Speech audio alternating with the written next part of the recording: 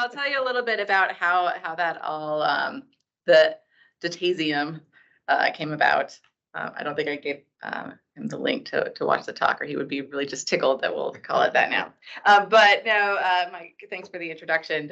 You kind of covered all of this, but since this is the first time I'm talking to BBISS, since becoming a fellow last year, I wanted to introduce myself a little bit because I'm kind of an odd duck in sustainability. Like my work doesn't directly deal with sustainability. It's an indirect connection. So I just want to explain a little bit how and why I got here. So as you just said, I am assistant professor in interactive computing with a specialization of learning sciences and technology. My PhD is in the learning sciences from UIC, and I do have that K8 teaching certification before that from my middle school teaching, which you'll hear about in a bit. And my bachelor's of science in technical theater-ish.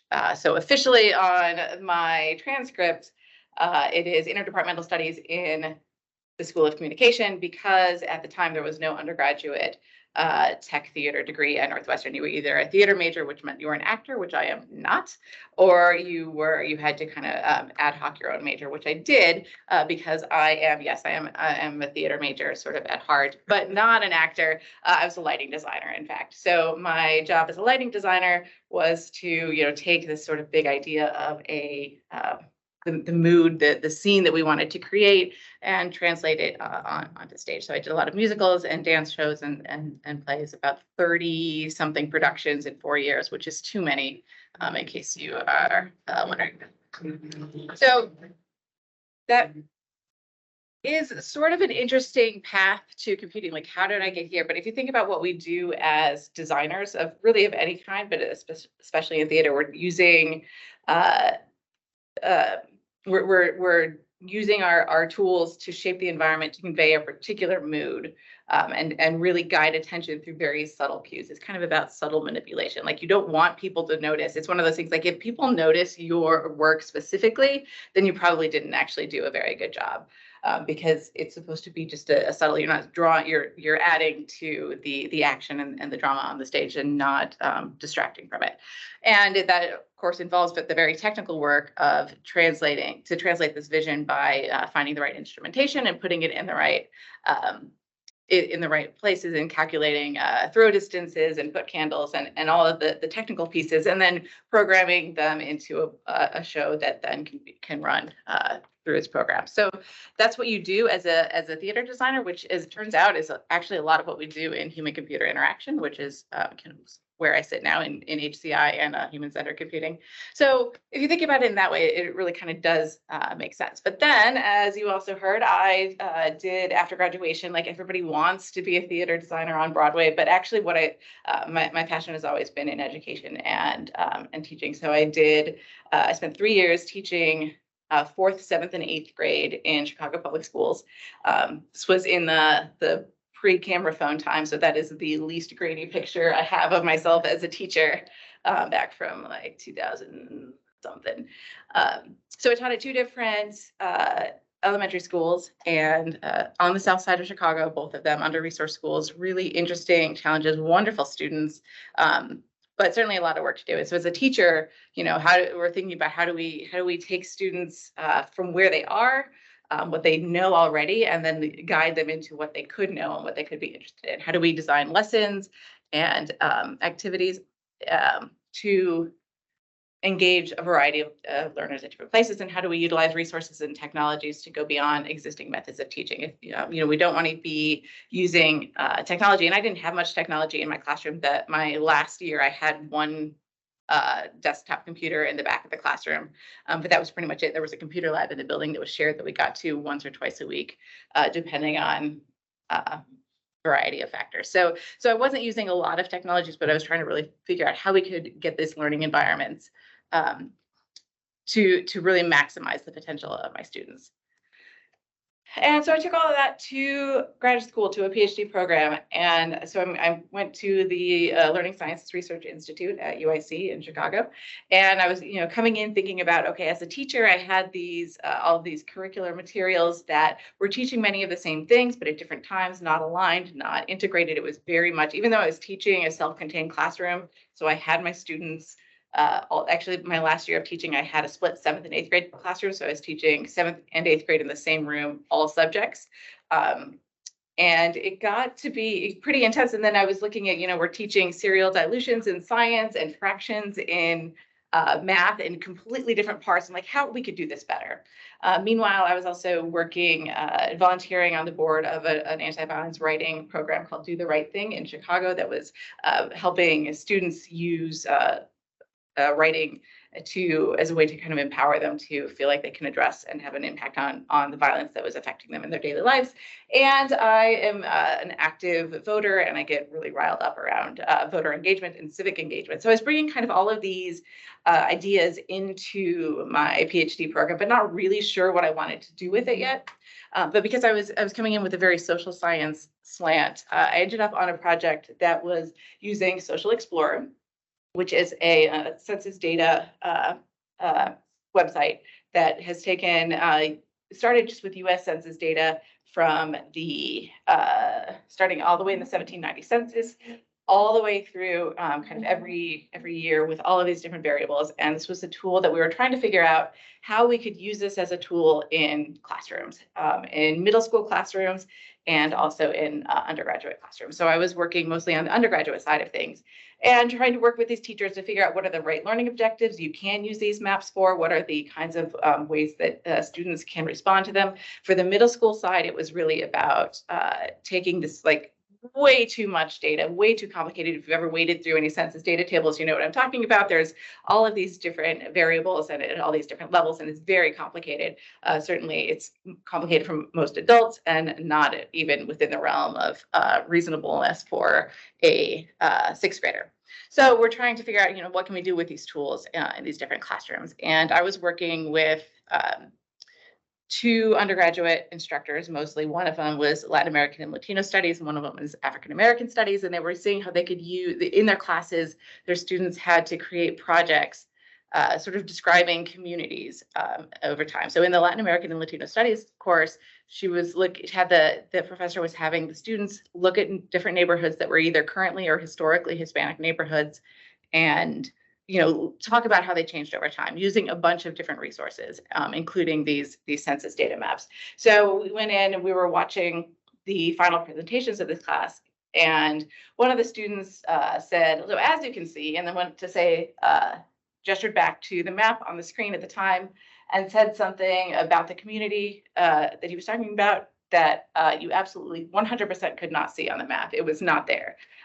It was actually true based on all of the other resources that the student had, but the student was seeing that pattern in the map in a way that was just not actually visible to the audience. So that really got me thinking about this disconnect between, so the representational choices that are there, what we know as when we become experts in the data and in the context, and how they're being presented in those in these representations that can become problematic and doesn't necessarily always translate to the audience that we are talking to. So as you can see, the title of my job talk, because that's really a foundational moment in sort of like how I began thinking about this disconnect between data and expertise. So it makes sense, actually, going back to elementary school, this is how we learn to we start to learn to deal with data and data representations, right? We start with these very formal, very straightforward, count this, add it up here in the bar graph, count the pizza. One slice is 5 pizzas. It's a favorite piece. Not this, the pizza one I like because it's actually kind of a confusing graphic if you look too hard at it. But this is kind of how we start to think about data. And then of course it builds from there, and we do get more instruction, but it certainly doesn't prepare us for something like this, which is the data in the world. Now this is maybe cheating a little bit because these are representations from visualization venues. So these are like about as complex as you can get, but they're not actually that far from the ones that we see in the media every day. So I think that it's pretty well established now. We have a lot of encounters with different kinds of data representation, some interactive, some static, lots of representational choices being made. There's often, especially in like the New York Times, they will be in support of an article that you may or may not read, but people are kind of making sense of these and trying to get some insights from them without necessarily knowing a lot about the backstory. So thinking of this as a learning scientist. Now, learning sciences is a more relatively new discipline. It became kind of grew in the 1990s out of computer science and cognitive science and education, and all of these different communities looking at some of the same problems, specifically how to support learning in different environments, but not talking to each other as much as they realize they should be. So learning sciences kind of became the smushing of computer scientists who are interested in education, educational psychologists and cognitive scientists who are interested in technology-mediated learning. Learning sciences is, of course, not all technology-mediated now, but there's certainly a strong computer science background to it. But we focus on how people learn. It's not necessarily how to teach, it's how people learn and how to design effective learning environments based on the theories of how people learn. So as a learning scientist, I'm thinking about human data interactions for learning. How can we help people learn about data? And how can we use these visualizations that we come across and we're used to coming across in all these different scenarios to increase public understanding of particularly of science and scientific data, or really any unfamiliar data set. Because when it comes down to it, all of these data sets are accessible or are available. They are free to download in many different, you can have as many CSV files as you want of a lot of different data sets, but that doesn't necessarily mean they're accessible to anyone who doesn't already know what to look for and how to look at them. And feel free to stop with questions if you have any, just type them in, I should be able to see it. So, okay. I'm going to do one more theory slide, and then I will get to the Dataseum. So I look at learning as mediated action coming from a sociocultural perspective of learning. So sort of the classic icon is Vygotsky's triangle. Vygotsky talked about every action is mediated by something. So you have your subjects, usually a person who's trying to accomplish an object. The object is what they're trying to do, but it's not a direct connection. It's not just the subject and object. There's some sort of mediating artifact, often many mediating artifacts that impact that interaction, the extent to which the subject can accomplish the object. So if we think about designing learning environments, the designed elements in that environment are going to be mediating this outcome. To could make it a little more concrete, thinking about sociocultural theory, we've got this child who can go ahead. She's perfectly fluent at riding this tricycle. So there's some body of things that a learner can do independently. There are some things, on the other hand, that the learner cannot do by any stretch. Not that she never will be able to juggle on a unicycle, but there's no supports we could give her right now that would enable her to be able to accomplish that task. And then there's the stuff in the middle, the stuff that the learner can do with help. And that stuff in that area is called the zone of proximal development. So what we're trying to do is figure, so Vygotsky argues that learning happens in this zone of proximal development. That's where people, if we have the right little nudges and the right scaffolds, we can accomplish these tasks. And scaffolds in this case is here in this example, the parent who is helping the child ride the bike. Now, the important thing about this parent is not always going to be there holding up the bicycle, and anyone who has taught their kids to ride a bike and run along that bike is very glad when that scaffold can fade away. But we're not trying to make something that's permanent, that's always there. We're trying to make something that can be fade away, so that what the learner can do already independently grows. So that is sort of the foundational concept of the type of work that I do. This is my lab, Technology Integrated Learning Environments, or TILES, here at Georgia Tech. And I look at learning in a lot of different, from a lot of different directions. And I'm somewhat content agnostic to the point where I can, what I'm interested in doing is really looking at the gap between what sort of the public understanding of a concept and the expert understanding of a concept, and figuring out how do we kind of bring them together a little bit more. These projects are I will talk a little bit about the air quality one, but then I'm also been more interested lately, I'm not going to be able to talk too much about today, about making more accessible designs so the object on the lower right is a tangible periodic table using auditory cues to help blind and low vision students memorize the periodic table, which if you think about as a chemistry student, that's what you do by staring at that table and then like closing your eyes and then reciting it and then checking yourself. But how can we, make a tangible display and use auditory cues to kind of give that same feedback and help them memorize the periodic table? So I'm looking more at accessibility. How can we make these designs as accessible as possible? And of course, there's more information on my lab website if you want to look. So most of the learning I look at, I do some work in the classroom, but a lot of the learning I'm looking at is what most of our learning is in everyday life, which is kind of like, hey, what's this? Like, what's going on here? And if you think about how and where that happens, it could be in a citizen science or out after school club activity. And it happens certainly a lot in museums. So we're just wandering around and we're like, what's this interesting thing? And that's the type of learning I call organic learning interaction. So these are organic learning actions are things that will build slowly, develop organically. They're going to persist as long as they remain interesting, right? You don't have a specific learning objective. If you come to a museum, maybe you want to learn as much as possible or see as much as possible, or maybe just be there, but you don't necessarily have a specific, like we talk about in education, like student will be able to, and then demonstrate this particular measurable outcome in these kinds of spaces. There may or may not be direct instruction. There may be, somebody directly teaching you, or it may just be kind of peer mediated, or it may just kind of be fumbling through it, which is its own type of learning. And you're not necessarily trying to master something independently on your own. You're just, again, trying to say like, hey, what's this? And museums are really great spaces for this to happen. And they're design learning environments, so set up specifically to foster these kinds of organic learning interactions where visitors can look at something and they can interact with it and get that little bit of extra nugget. And then if it's not capturing them, then they can move on to the next thing and hopefully find some inspiration there. So as I got here thinking about all of the data that is, and all of the science and all of the amazing work that's being done at Georgia Tech, we started thinking, what can we teach the public about the science that's happening here at Georgia Tech? So remember I said I was, get riled up about elections and civic engagement. And one of the things that you notice a lot is something about Americans in particular, we don't like, maybe it's human, I don't know, but we don't like being told what to do. So we get a lot of times where, science has said this is happening. Science has said you can't use this kind of light bulb.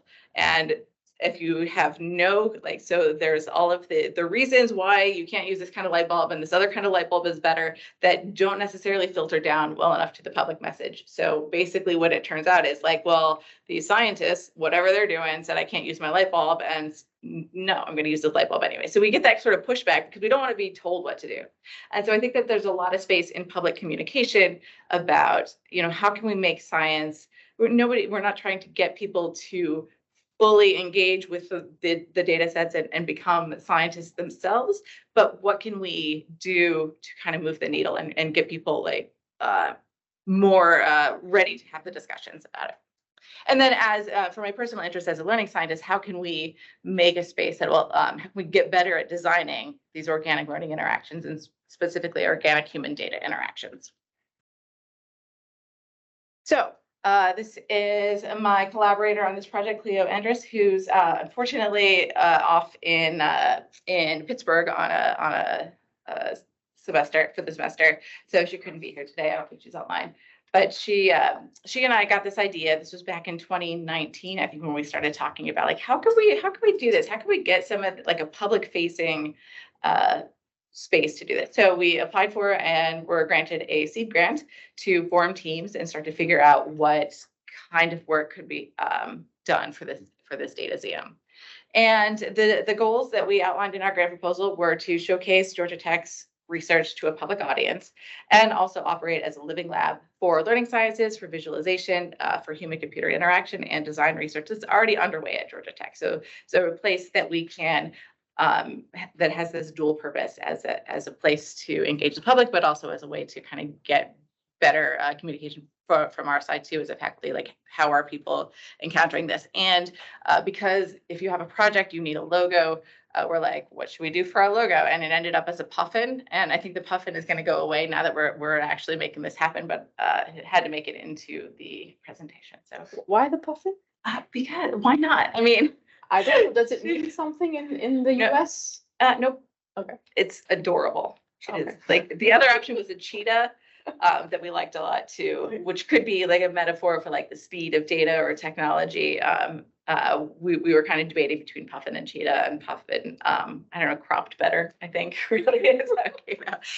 But so you'll see the puffin pop up in different places, but we are working on rebranding, which I'll talk about in a little bit.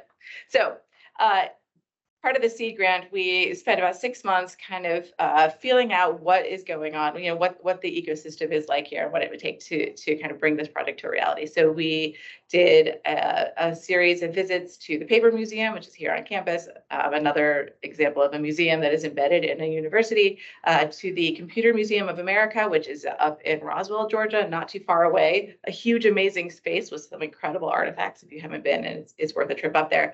And then we had a workshop with several faculty members who are, engaged in data in different ways and tried to figure out, did some visioning activities, thinking about like what might this kind of space look like. And then we engage with the library and, the different exhibits that are currently being put up here.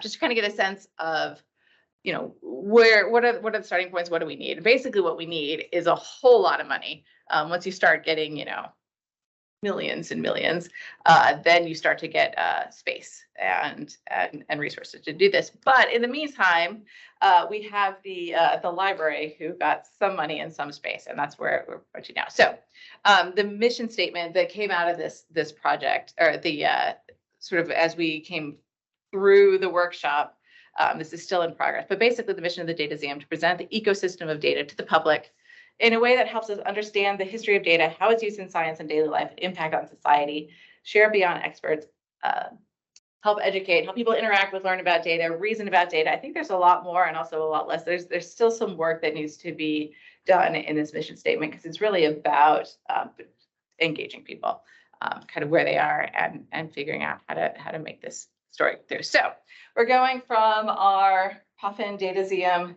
idea to an actual Dataseum space, coming into the Price Gilbert exhibition space on the main level above Blue Donkey in spring of 2024. And that's basically what I'm going to talk a little bit about next. So the Dataseum isn't necessarily like me. It is content agnostic overall as a concept. I'm really interested in the challenges of all kinds of different data, but because of sort of where my work is now and just the interests of a lot of my fellow faculty members, and I think hopefully the world at this point, sustainability is a huge topic on a lot of people's minds. So we really wanted to focus this particular instance on sort of local sustainability. So talking about local stories, trying to get data and information about Atlanta, about Georgia, the southeastern US in general, as opposed to kind of trying to look at it at a global level, because we know that there's definitely ways that we can help people get we want people talking about what can I do? Where do I fit in this? And though we started sort of thinking about environmental sustainability at first, we really then, as the definition or as the discussions broadened, we've gotten to a point where we really want to include economic and social sustainability factors as well. So of course, we're trying to respond to some of the UN Sustainable Development Goals and kind of work out from there. And we won't hit all of them, but we'd like to see what we can do. So the basic principles that I'm trying to follow as I put together this space are really, one, that I want to leverage publicly available data sets. So these are data sets that people could theoretically be working with and looking at and engaging with on their own, but aren't necessarily going to do it.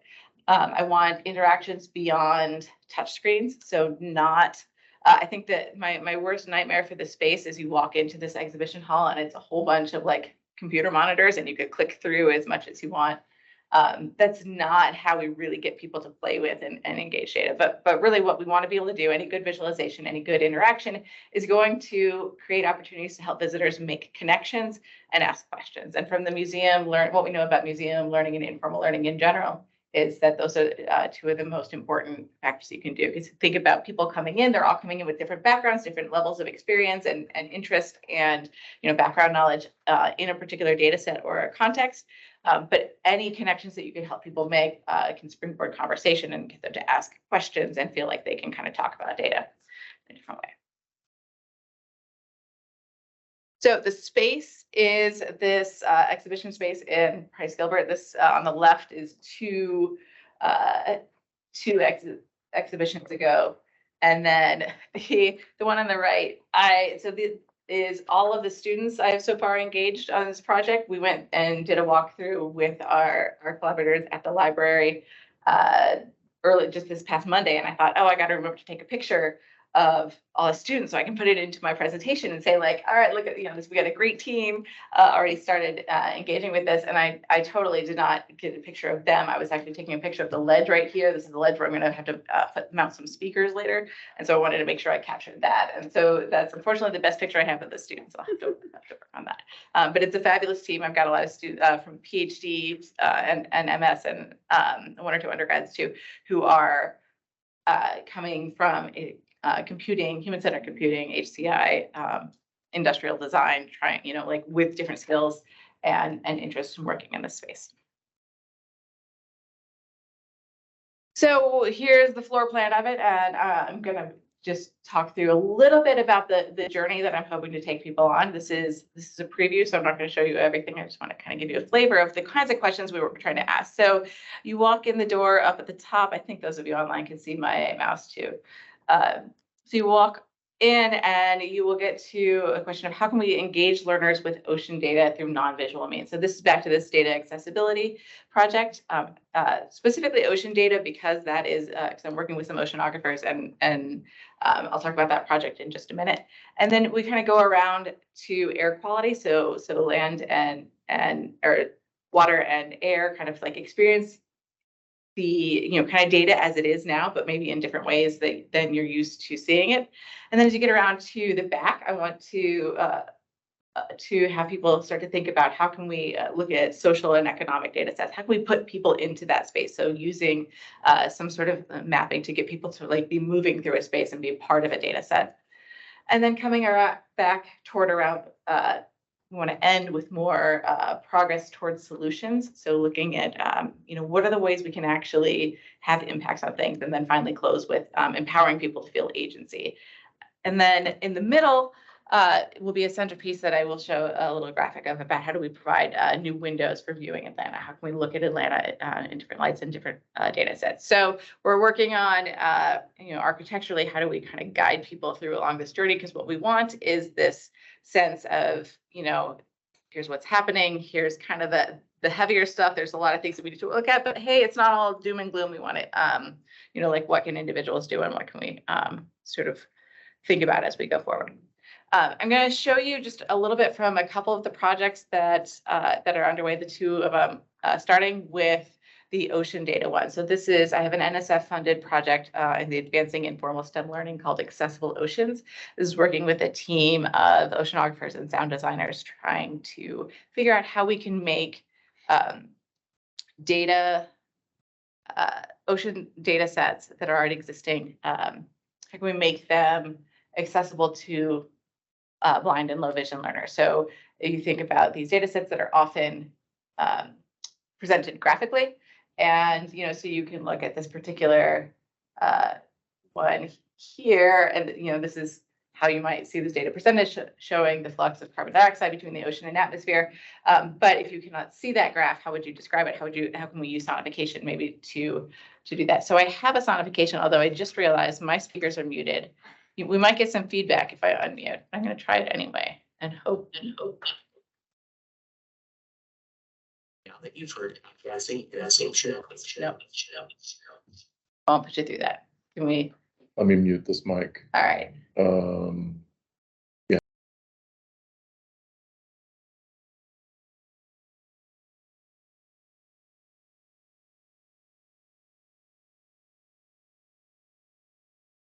To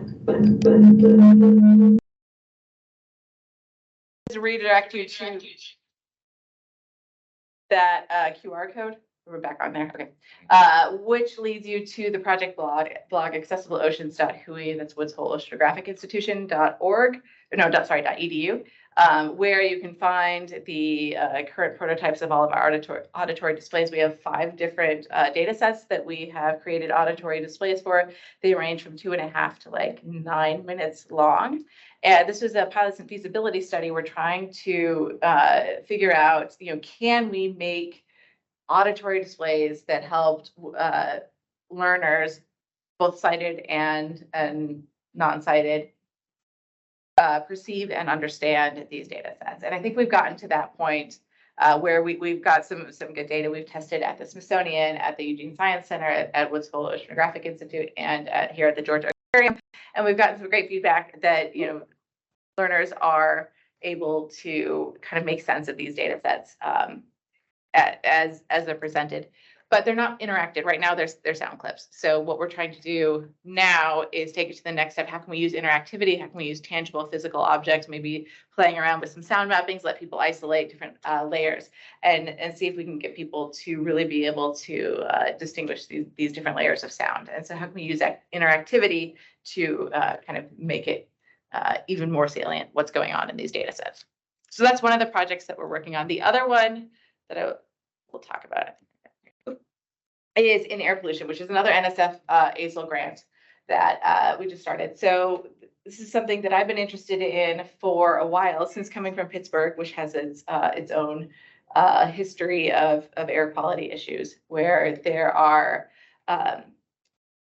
initially I was talking to a group at CMU who had the top center website, which is showing their sensor network around Pittsburgh. So they have all these sensors, they have all the data, it's all downloadable, it's all visible, you can interact with it. And they have contacts with a lot of different local community groups who wanted to use their data.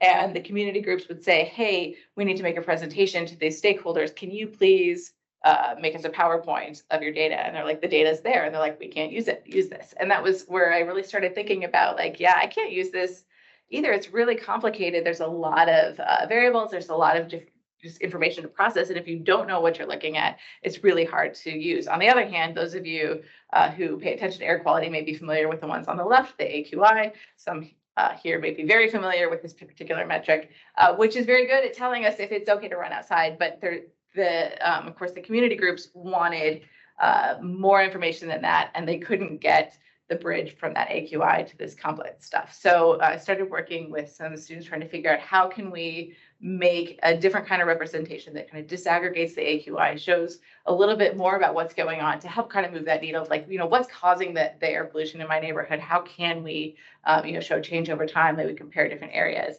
And this one's just ramping up to get started, but we're trying to figure out how we can make this into a kiosk that people could kind of come up and engage with air quality a little bit beyond that AQI value. And then we'll also sort of as a related project, taking this, like, as part of the same grant, we're using air quality as sort of the springboard to help centering a camp for middle schoolers, a summer camp for middle schoolers to learn data literacy skills. So starting, taking air quality, our visualizations, other types of air quality data, and using it, like figuring out how they can represent both air quality and other environmental data that's of interest to them. So that camp will be starting this summer. We're super excited to kind of see what the students come up with. Finally, I'll talk about what the centerpiece is, which is the concept is looking at Atlanta or the region. It doesn't necessarily have to be just the city. It will depend partially on the specific data set that I get. But the idea of using augmented reality to kind of layer information on top of the city. So we're, if we're looking at the city in a particular, from a particular angle, you might be able to see different kinds of data. So possibly wildlife data from iNaturalist or eBird, canopy, tree canopy data. How has the canopy changed over time? Traffic. You can imagine all sorts of different data sets that are publicly available, and we can kind of project through augmented reality onto the centerpiece, so you can kind of look at it from different angles to kind of see Atlanta in a different way. So that's going to be sort of the centerpiece that we're exploring.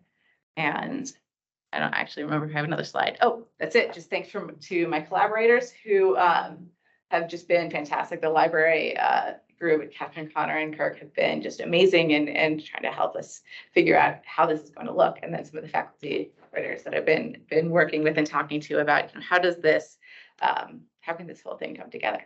And with that, I would like to say thanks and take any questions. Yeah, thank you.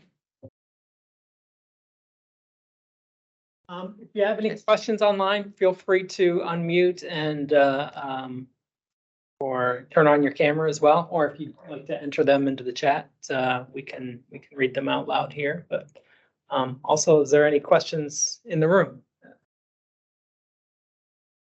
Yeah, so I'm kind of curious. You said you're trying to avoid visualizations in the Dataseum that's traditional maps. Like, what do those kind of look like?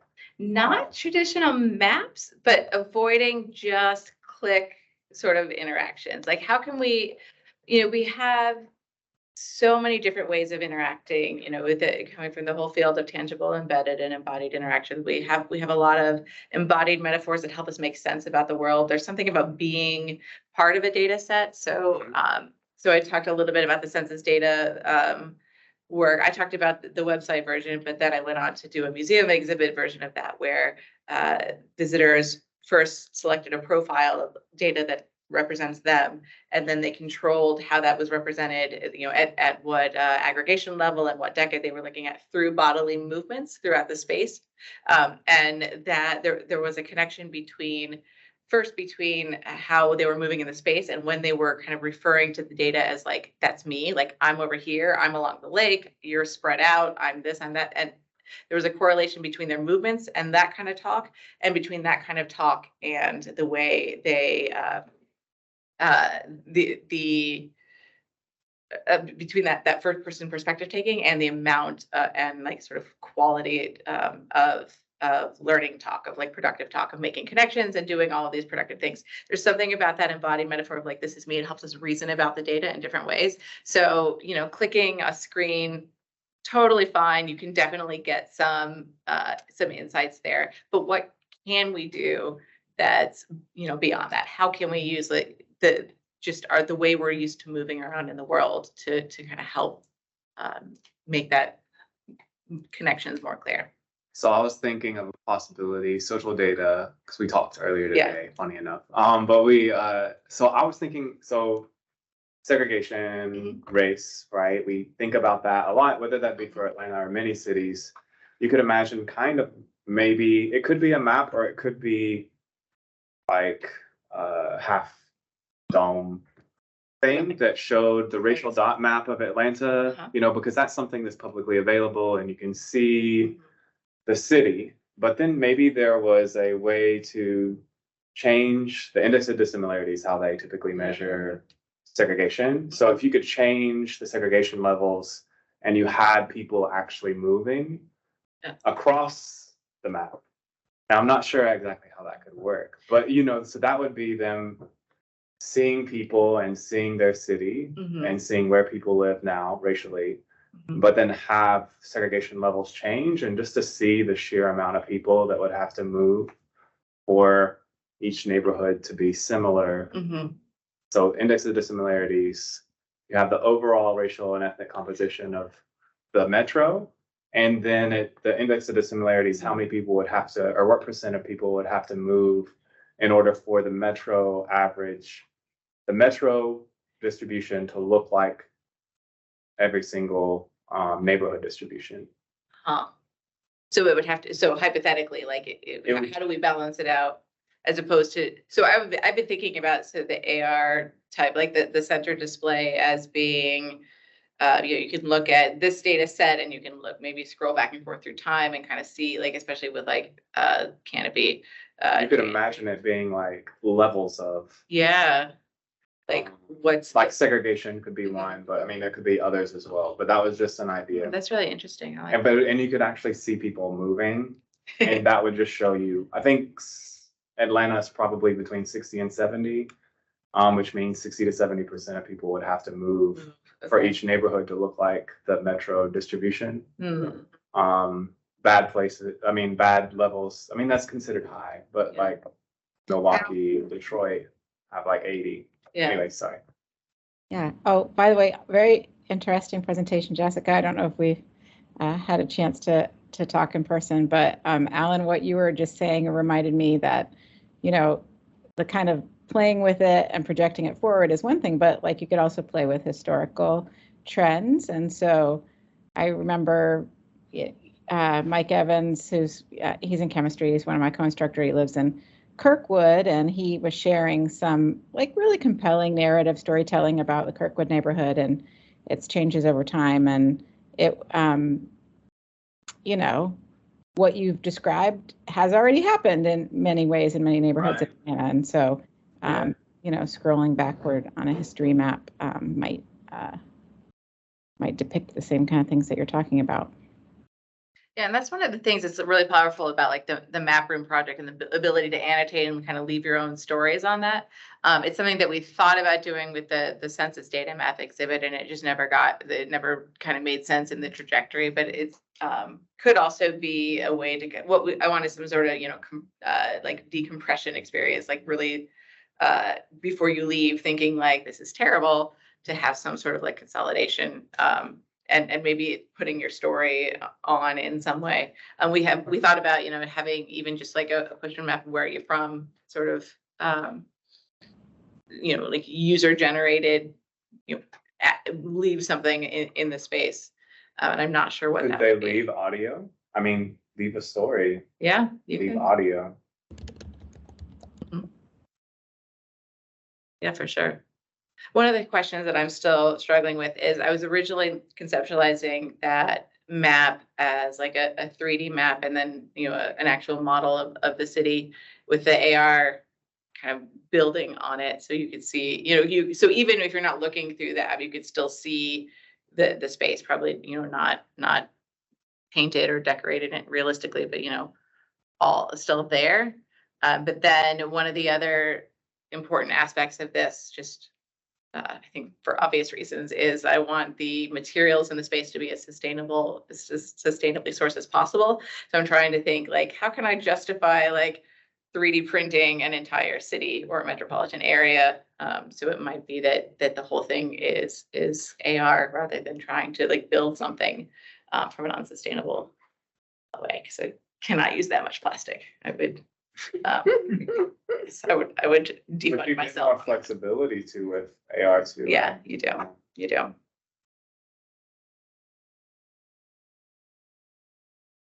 Hey, You can- Jessica, Hey. can I jump Yeah. in? Hey, Russ Clark here. I'm down in the coast, Savannah area, working on projects. I have about 8 things I want to follow up with you on. I really Great. enjoyed your talk, and it was really cool stuff. And Alan knows a lot of some of the things we work on together here. But one of the things I'm particularly interested in is the air quality space and how to communicate air quality data to our community partners, right? So we're working very closely with the West Savannah, Nearport communities, and I started in water level monitoring, and when we met with them, they said, "Yeah, that's great, but we got problems with air quality. We want to talk about air quality," and so we're working with them to deploy monitors, and now it's about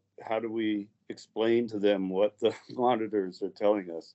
Mhm. And so we're very interested in, we're working on a community dashboard, and trying to incorporate weather, especially wind data, but also traffic, truck counts, things like that, to help them understand the story of what they're seeing in the air quality data. So I think we have a really nice a concrete use case here that I would love to talk to you about that I think would be really interesting to explore. You know, I'm also frustrated with the traditional AQI graph, and then what does that mean, right? You know, and so and helping people understand, you know, ultimately what can you do about it, right? Is what they want to know. Right. Yeah, for sure. And that's one of the biggest. So when we first started with this project with air quality, once I got to Georgia Tech, I came here in fall of 2019, and this was ramping up in spring of 2020.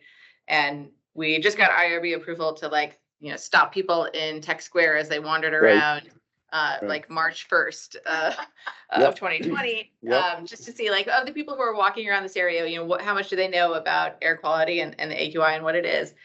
So we switched the survey online for obvious reasons, because there was nobody to talk to in person, and we got a pretty good representation, I think, of the kinds of people you would expect to be coming around this area, which is, you know, overeducated, certainly skewed toward the more educated than the general population, even in STEM areas. And I should have looked up the percentage. It was a very small percentage who could tell you what where the AQI came from. Basically, the most common misconception was that it was some, like, aggregation of all of the bad things in the air, like, added together, and that was the AQI.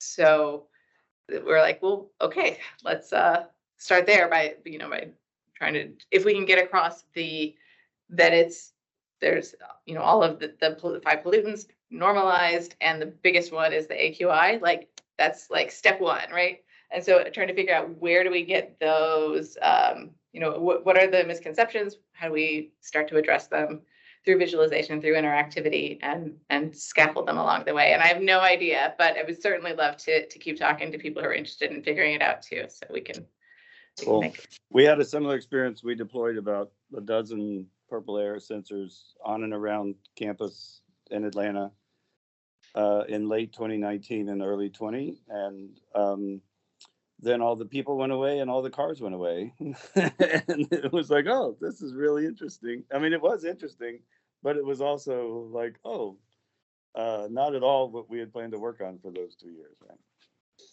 I assume it was coincidence, and I was going to get funded anyway, but I did get the questions from the program officer about the air quality grant during the Canadian wildfires earlier this summer. So, like, right as everyone was like, oh my gosh, air quality. Oh yeah. Was paying when attention to it. Yeah. Yeah.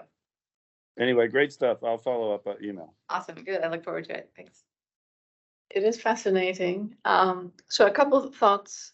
One is, you know, we had the Sustainability Next Research Seed Grant call that went out, and we got quite a few submissions. And it's quite eye-opening in terms of how much interesting data that research is generating, and how also there were proposals about alternative ways of visualizing, to the point where I said, whoa, there is people in different, you know, units tackling different aspects of this interest, you know, creating interesting data, trying to represent it in ways that make sense. And is there some basis for a concerted effort to see what Georgia Tech could do more in this space? So I'm delighted to see this, which I wasn't aware of.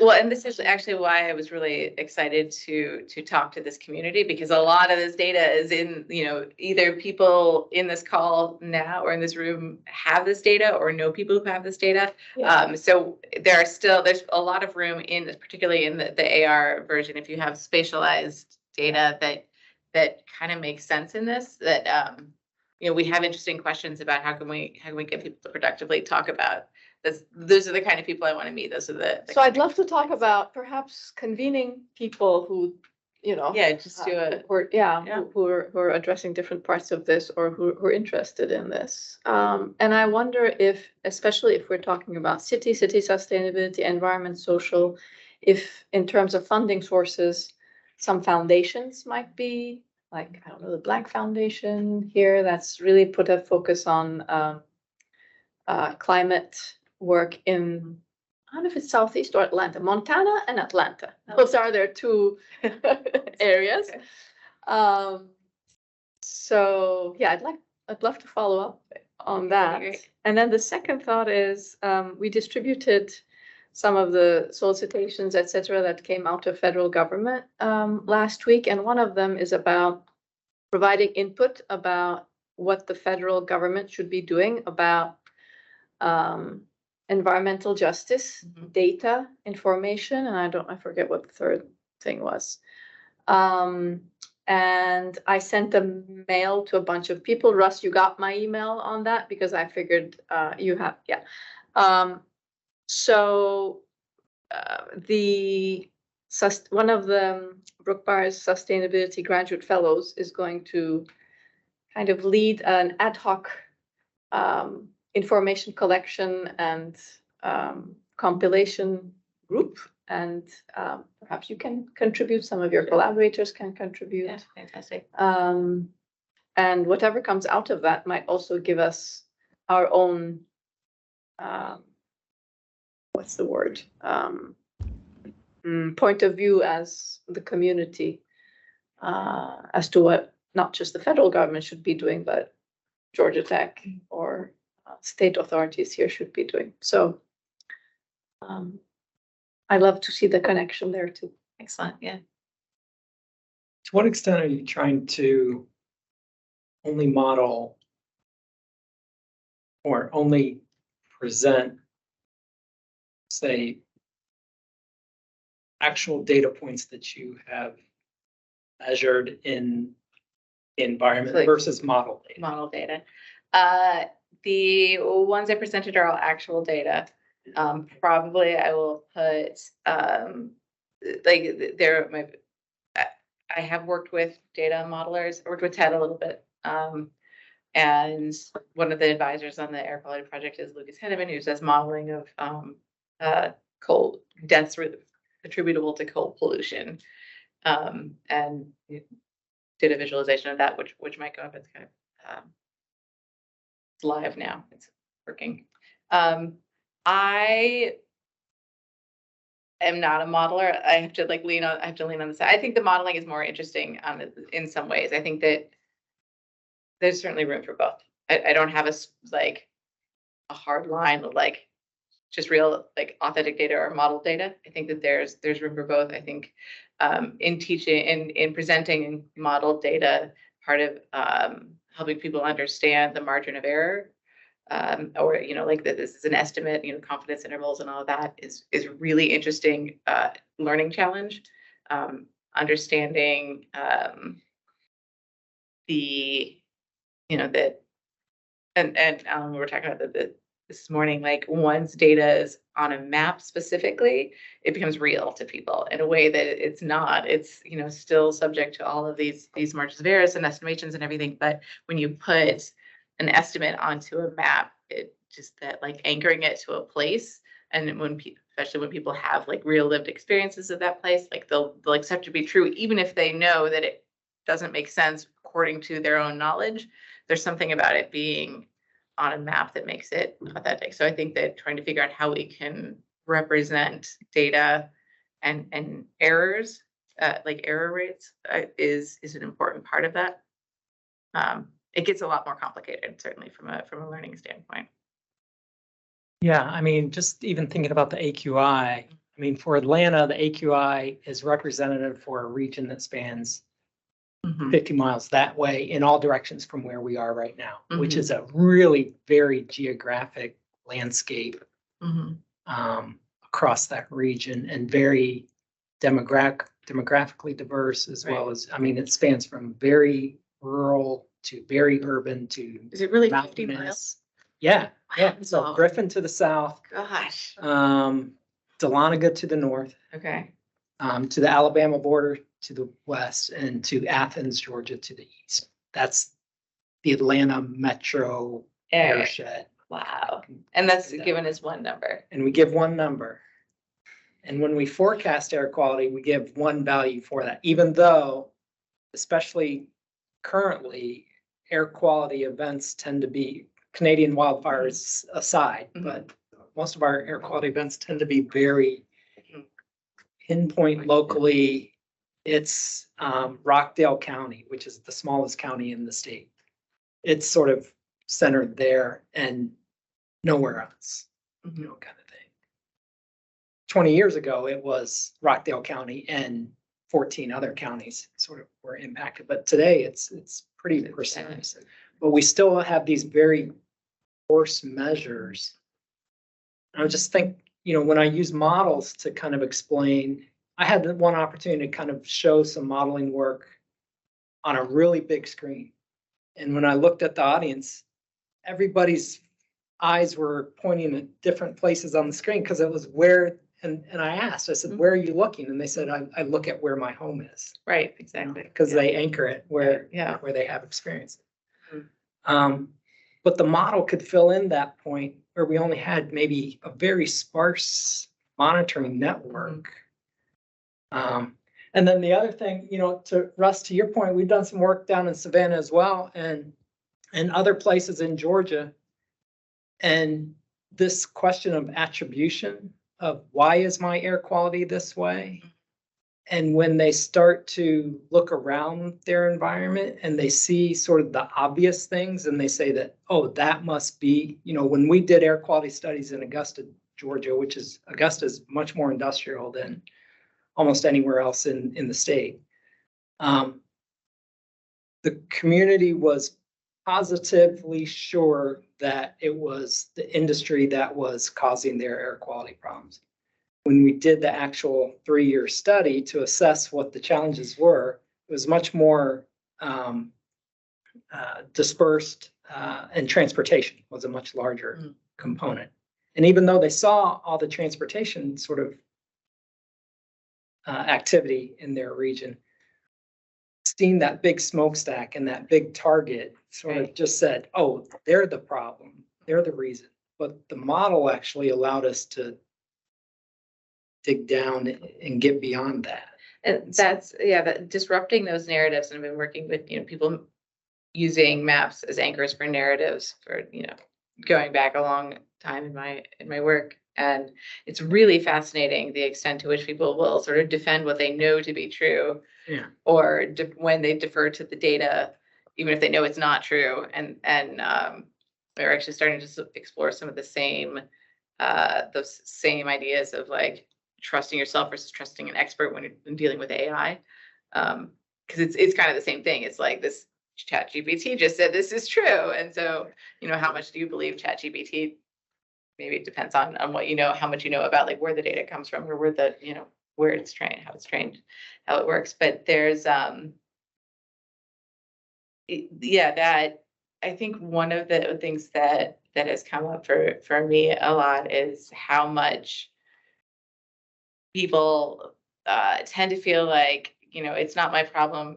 Like it's, what anything I do matter when all these corporations are this and all of the, like all like the bigger picture things, like feeling like we don't have any individual agency in things when actually you can do small things that, that add up to a significant portion.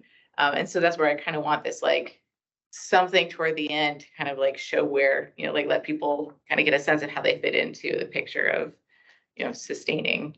sustainable systems in general. And it could be environmental, it could be one of the projects one of my students in my class is doing, looking at the cost of computing, like environmental cost of computing. So like if your search engine is optimized for this level of speed, would you take this level of latency to save, 20 miles of the equivalent of 20 miles of driving, right?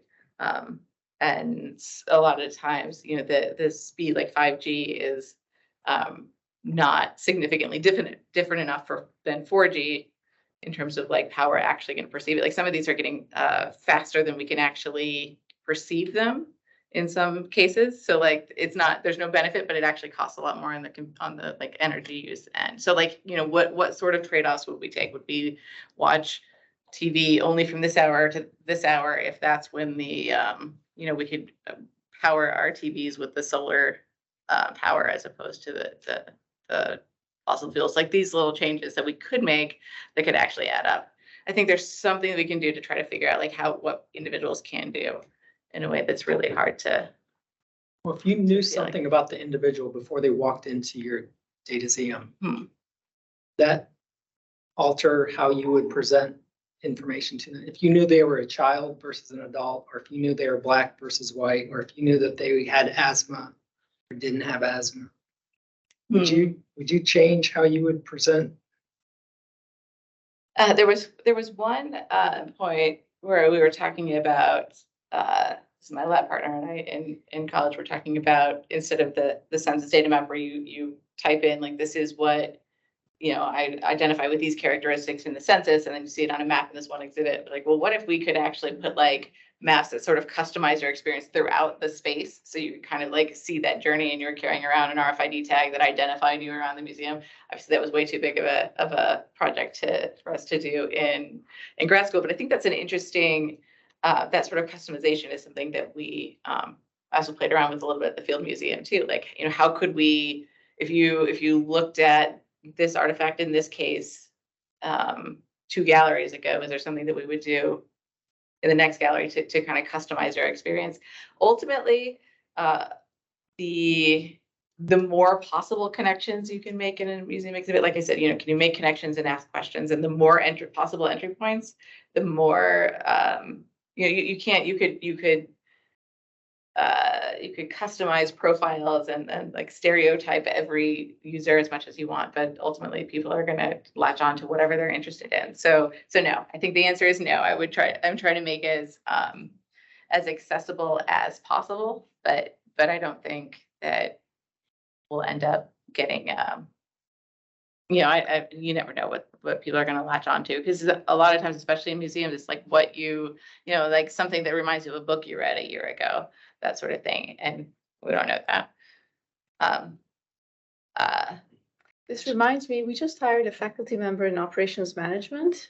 Part of his thesis was somehow optimizing the museum displays. Oh, okay. I don't know what the objective function was, but I could connect you. He's very interesting. Very He's interesting, yeah. an artist in different ways, and he works in museums and music industry and so on. But it might be an interesting connection. Excellent. Sorry, I didn't mean go to ahead. jump in ahead of you. You're muted. Yes, I realized. So Jessica, very, very interesting talk. Two questions or points to ponder on. One, which kind of I've been thinking since a long time, since actually I spoke with Russ Clark some time back when Russ, you had come to this network event. There is presence of data and then there is absence of data, right? And in some sense, our models are trying to take away this absence and try to fill in the holes. Is there some utility in actually showing the holes from a citizen science perspective, right? Getting people from that area to actually get more interested, show that, oh, there are holes here. There are holes in knowledge, for example, that exist, not just on a map, but in any form. That's really question one. And another comment I wanted to tell you is this space that you're going to have an exhibit is a very interesting space, because I had an exhibit there in fall 2022 on visualization using wireless signals. So this was very local. People would dance in front of this large screen, and those were represented. The wireless signal disturbances were represented on the screen, and we had the sonic component as well. But what I ended up also doing was to create an accessible space, because that was actually the charter of that extension of self exhibit. We created a UWB-based localization solution, and it's a small enough space that we can do it reasonably well. Which now gets back to this customization question. I understand why you may not want customization, but if you want an audio guide, for example, for the visually impaired, as they're walking around without having to press any buttons, just because of their location, they're able to hear something, right? Mm-hmm. Maybe we can talk about that. This is exactly the space where we had an audio guide for 6 exhibits in 2020. Yes, so it may not be too hard. And thank you for helping me place why I knew your name. I was like, I don't think we've spoken, but I know the name. But yes, I remember that exhibit. Excellent. Your first point was, The absence of data. oh yeah, so that's really interesting. Like as opposed to like you kind of interpolating or glossing over, some modeling of what it might be in between, just showing like we don't know anything about the space, I think is really, adds an extra interesting layer. And there were definitely from the census data maps, there were, some areas that were, just blank. And that was part of the sense making people did. Like there was one particular quote that he was trying to figure out, like that, this area that has nothing. There's like all these, I don't remember even what the metric he was looking at, but it was really dark choropleth, like high numbers around it. And then there was one really light area. And so one of the visitors was just reasoning about like, well, that must be industrial area there, like, right, like trying to make sense of the space without some of the geographic anchors. We had the city outline, but we didn't have, I think we had major highways. We didn't put the subway system or anything because it was too cluttered, but we had, some markers of New York City, of kind of where people were, but he didn't know that exact space particular, but he was trying to reason about what might be there. And then, yeah, there's also questions like if there's maybe less benign reasons for why we don't have data, like why aren't, if there's a whole lot of monitoring in certain neighborhoods and not a lot of monitoring in other neighborhoods, why is that? And how do we advocate for kind of more equality in terms of what resources? Particularly useful is if you have a small airport somewhere, and there are lots of small airports actually, and you still don't have weather data from that region. The question is, why is that airport not there? Because of course the airport has weather data localized to that area, but maybe it's just not connected with the data sets there. And then maybe we can get it. Right, so by not interpolating data or having only high confidence interpolations and not really get into the tail end of confidence, right? Maybe we can show these gaps better and make more people interested. Because right now, if I look at maps, they are essentially showing me a worldwide map of how temperature looks, right? Whereas really, I know how the map is. Russ, you can imagine that what I'm saying, right? There are blips.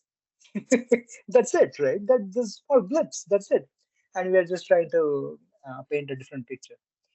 So getting more people interested, maybe it's valuable to actually show there is absence of data. Yeah.